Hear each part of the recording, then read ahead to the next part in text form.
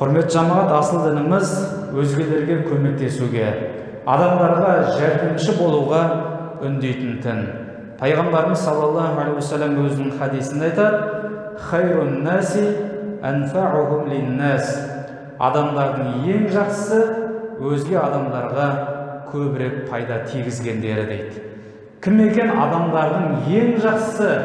Өзінің қара басын ойлайтын емес, өзге адамдарға менің пайдам тисін дейтін адам нағыз хайырлы үммет екен, құрметті жамағат. Сол үшін де бабаларымыз айтады, өзін ғана ойлаған жамандықтың белгісі дейді.